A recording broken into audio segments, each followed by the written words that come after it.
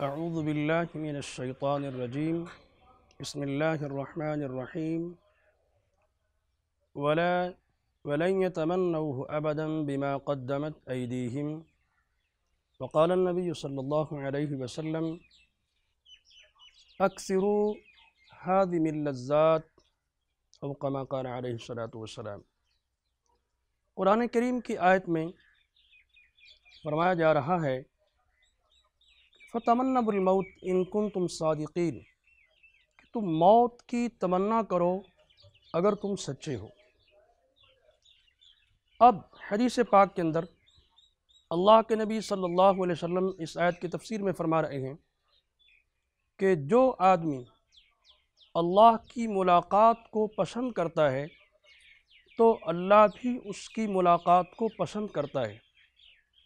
آج ہم اپنا تجزیہ کریں اور اپنے دلوں میں جھانک کے دیکھیں، اگر ہم یہ سوال کریں کیا ہم میں سے کون ہے جو موت کے لیے تیار ہے، اللہ سے ملاقات ہم چاہتے ہیں؟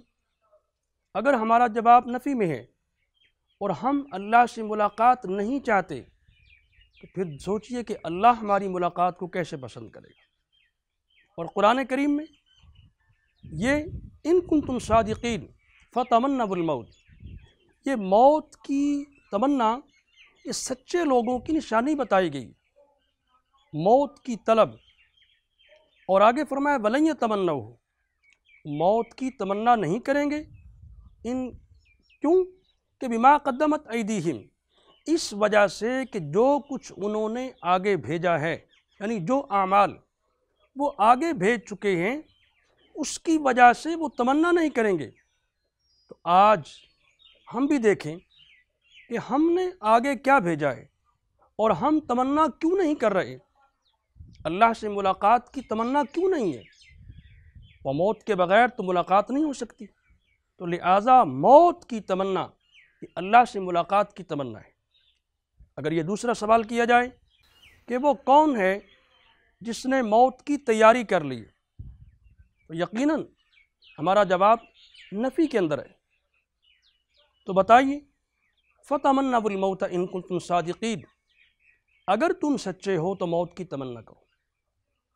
تو موت کی تمنا، اللہ سے ملاقات، یہ مومن کا تحفہ ہے، جیسا کہ اللہ کے نبی صلی اللہ علیہ وسلم نے فرمایا تحفۃ المؤمن الموت، موت مومن کا تحفہ ہے، اس لیے کہ دنیا کے غموں سے نجات موت کے ذریعے ہوگی۔ اب اللہ سے ملاقات اس سے بڑھ کر کوئی انعام نہیں، اللہ کی زیارت اس سے بڑھ کر کوئی انعام نہیں۔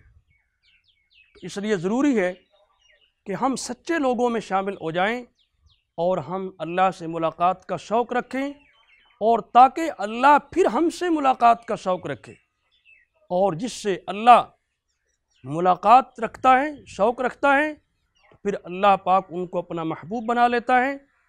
اس لیے ہمیں چاہیے کہ ہم موت کو اللہ سے ملاقات کے لیے پسند کریں۔